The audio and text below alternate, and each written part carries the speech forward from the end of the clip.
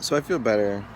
I like filming these videos because it's like I have these demons with me, and when my demons just like sit inside my head, then they don't really have anywhere to go, and then I kind of just like base off my own personal ideas off these demons, and like the demons get really loud and they get really big, but like as soon as I'm able just to like explode them and let them out and put them on camera, then I'm able to like watch it afterwards and be like, oh, okay, that makes sense, or like, oh, that's dumb, or like, okay, that makes a lot of sense, or oh, damn, I felt that, or damn, mood.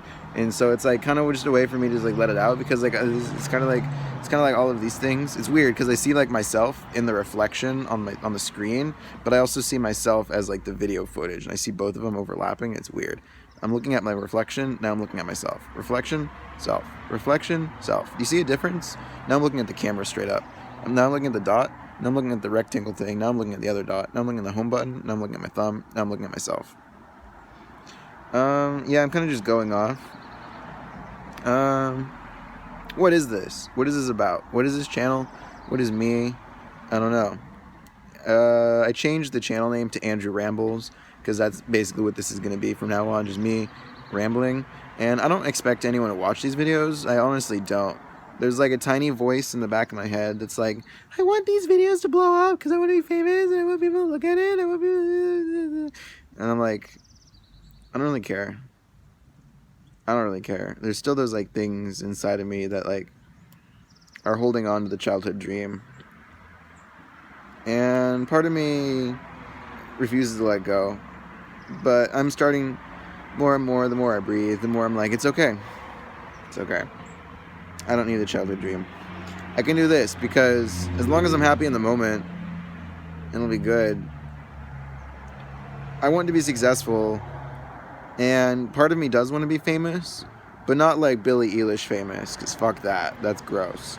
I don't even want to be like moderately famous. I just want to have like my own local fame, or even just like my own close circle fame. And it's not even necessarily need to be like world renowned, like social media type fame. It's just like I want to be good at what I do, and I want to hone in on my skills, and I want to help people.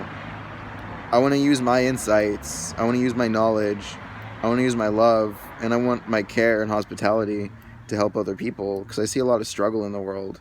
I see a lot of misguided people. I see a lot of misaligned information. I see a lot of divide, and I feel like I personally have a lot of ideas that could help people, or at least guide people. And so while there's this force inside of me that's like, help other people, go and do this, take care of people, I still need to like wipe that away sometimes, take off that mask and take care of myself. And so that's kind of what these videos are for, because I have a lot of personal demons, and these are just like thoughts that come to my head. I don't script these beforehand. I don't prepare by thinking about what I want to do. There's a bird. He's a cool bird. I get distracted really easily. I have squirrel brain. And that's something I'm noticing about when I don't smoke pot. Just like people, everyone I know who smokes pot becomes a different person when they smoke. You could change a little bit, you could change your character completely, but no matter who you are, you become a different person when you smoke. It might not be shown, you might still be able to act like the same person because you're acting in your sober life, but I find for me that I'm a lot less relaxed. I'm myself when I'm with myself and I'm high, but if I'm with other people, then I'm definitely a different person. I definitely feel like I'm acting a lot more. I definitely feel like I have to hold back or control or just be different. But when I'm sober, then I can just like, whatever. I think that's why alcohol is on the other spectrum of what drugs do to you. Because like, when you're drunk, it almost like takes away your acting masks. It almost takes away your bullshit. And it's like, I'm sorry, I love you, oh my God. And it's like your internal self that you suppress. And so when you're drunk, you let go of all your ties and you just act a lot more loosely. And that's what alcohol does, from what I can tell. But smoking pot kind of like numbs you in a sense. I've never taken a pill. I've never popped a pill. Yes. Super proud of that. I'm really proud of that fact. I've never popped a pill. Don't plan on starting ever. So I don't know what that does to you. I've been around a couple people on Xanax. Doesn't seem that fun. I've never even been in the same room as an opioid. I'm not even entirely sure what that is. I mean, I kind of have an idea. I once saw someone smoke meth. That was weird. You see that laugh? You see that? I got uncomfortable, but thank fucking God I don't do meth. If I did meth, if I did coke, if I did ketamine, I don't plan on it. There's a lot of drugs I don't plan on ever doing. Maybe on my deathbed, I'll say fuck it, because why not? But, like, I'm not planning for any of those drugs, because that would fuck me up. If pot fucks me up this much, then, like, what are these drugs do to me? Not going to say hallucinogens, psychedelics, they're different. Acid,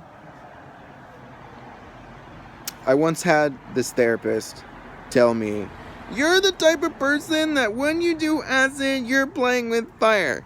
And I'm like, fuck you, old man, I'm gonna do whatever I want. So I did acid, and luckily I didn't get burned. I didn't get hit by the fire, but he was right. I'm the type of person that when I do acid, I'm playing with fire. If you know the story of Syd Barrett from the band Pink Floyd, the fame got to him, and he started doing a lot of acid. It was inevitably his demise. It got him kicked out of the band. Not necessarily what killed him, but it totally, like, fucked up his life. He came back to the studio several years later, and they didn't even recognize him anymore. And, like, I felt that. And, like, my brain on acid, not everyone else's brain on acid. And so I've tried it. I've done it a couple times. It's cool. I might do it far in the future once I'm a lot more stable and I'm really more secure and I have a much more grounded idea of my brain when it's more developed or whatever. Mushrooms, they're fun. I don't feel inclined to do them too often. I'll do them very rarely, just to, like, unwind, get in touch with nature, hug some trees, shit like that. But, like, I'd like to try ayahuasca and DMT sometime in my life. Once I'm a lot more stable, once I've become really, really good at meditation and finding my inner self or whatever, once I'm really in touch with that side of me, then I would like to try those things because I feel like those are good experiences to have. Even Michael from Vsauce has tried ayahuasca, so, like, what's the worst that can happen? But yeah, ketamine, K-holing, doesn't sound fun. Coke, doesn't sound fun. Meth, heroin, does not sound fun. So I'm not going to do those.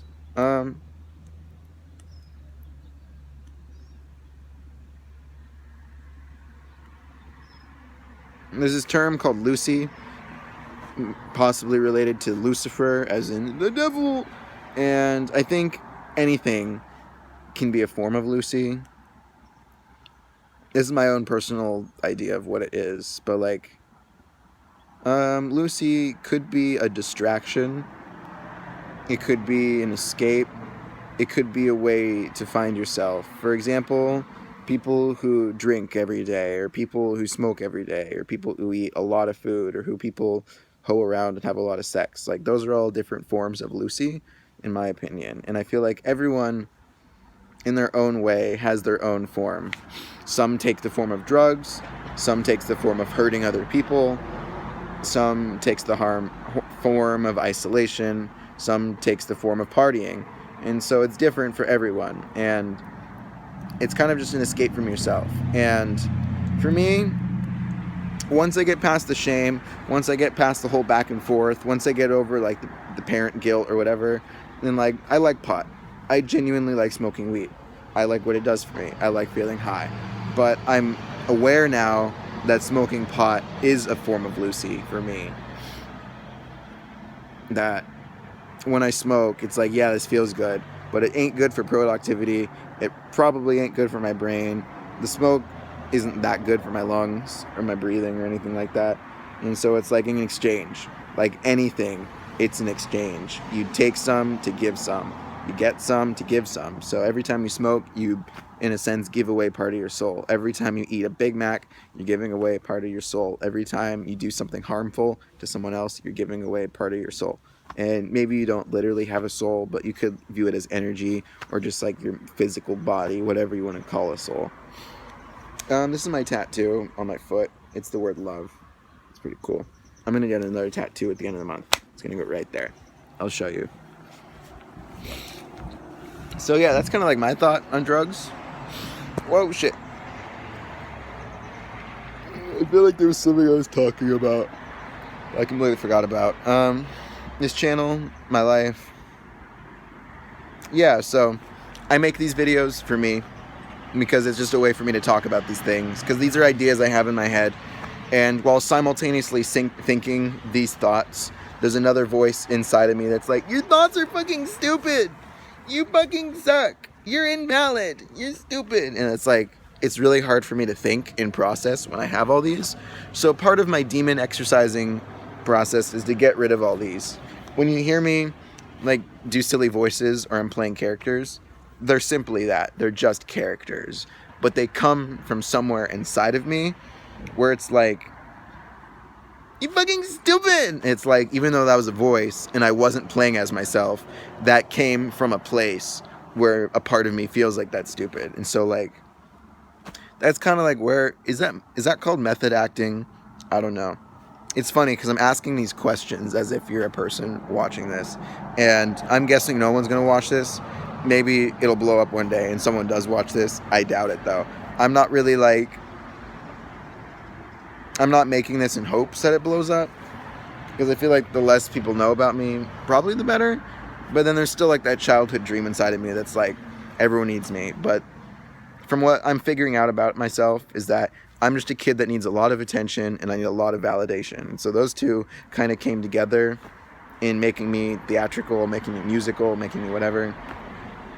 And so there's this fear that if I get rid of all my demons, I won't need music anymore. Or if I get rid of all of it, then I won't be creative anymore. And that's kind of a silly thought, but it's still in there.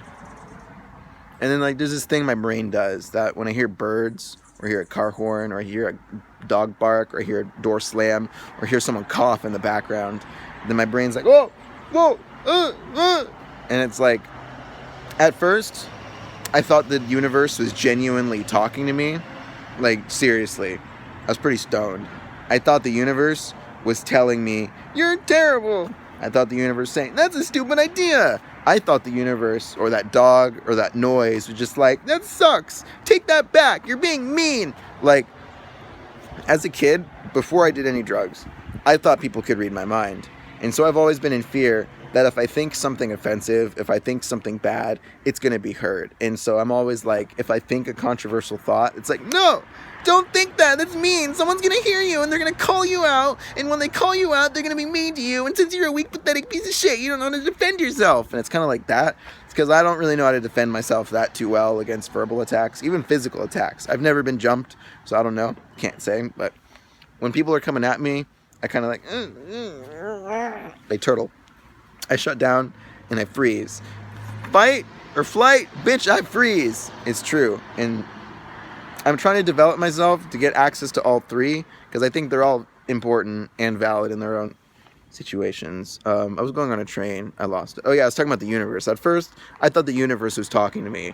And then through analyzing it and looking at it more, I realized it was just my own brain distracting me. Like, if I'm thinking a thought and referring to those other guys that are like, you're stupid, you're terrible, you're whatever, it's like this guy comes out in that, and I'm like distracting myself because I don't want to think about those thoughts. I don't want to think these thoughts. I don't want to look at these thoughts. I don't want to focus on that. So my brain is like, oh, what's that noise? And since I was just distracting myself, somehow in the mix, I understood myself to the universe is talking to me. And it's weird, but like, I find it's only when I'm anxious or I'm nervous or I'm insecure that it comes out. Because there have been times where I'm feeling stable or I'm feeling grounded and I hear one of those noises and it's like, I can just like recognize in the moment, oh, if I was like this, then I would realize that noise is just like, I'm trying to word all the words at words, but I can't words. I'm sorry. I'm like sleepy. I feel really groggy.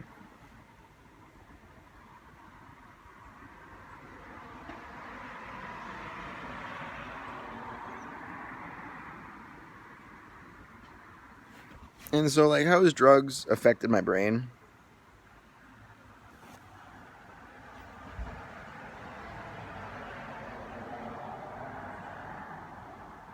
It was through pot that I started to understand the concept of God, I feel like.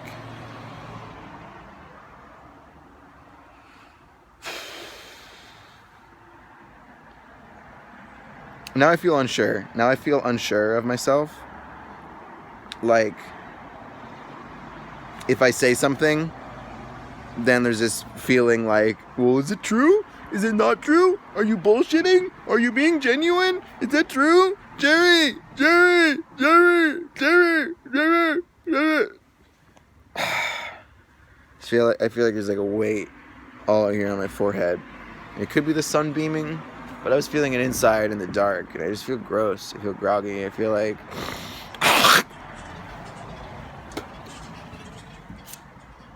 If you're a person that's never done drugs, don't start. Because there's a part of me that wishes I could say, I've gone my whole life without doing any sort of drugs. And it would be cool if I could make that claim, but since I've done drugs in my life, I can't say that.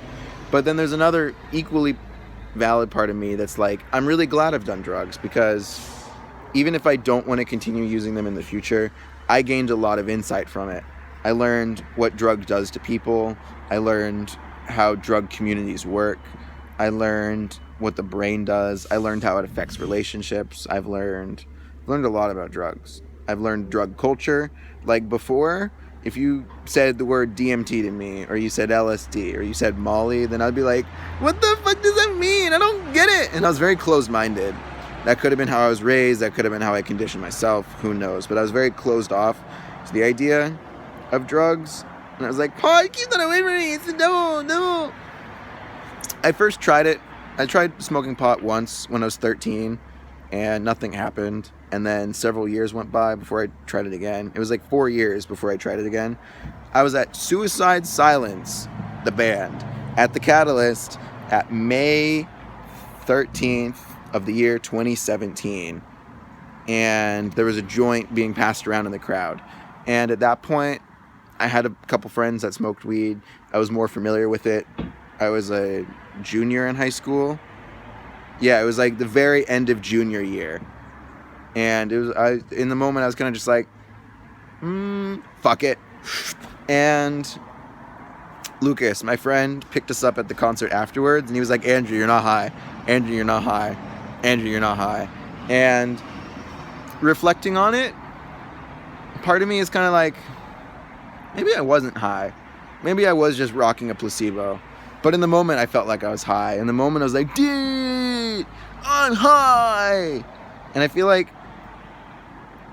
there's all these like stigmas and like stereotypes and associations that come with drugs. And a lot of that could be based in fear.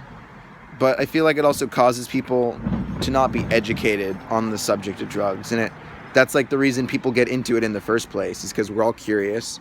We're all little kittens, and we all want to see what's inside the box. And if there was more public information, if it wasn't so stigmatized, and people could just be like, in high school, if they could be like, oh yeah, this is what pot does. We don't really care if you do it, just be safe with it. Like how they do it with condoms, how they just like pass out condoms, and they're like, yeah, we can't really prevent teenage sex, but please be safe with it. And so if that was like the same mentality with pot or drugs in general, they'd be like, yeah, we really do not condone drugs and we don't recommend it, but here's safe information. Here are places where you can get help. Here's people you can talk to. Because that's the whole thing, is that people, like kids, can't really talk to adults about drugs unless those people are also doing drugs. And that adds a whole like another layer to it. But like kids can't really go up to the student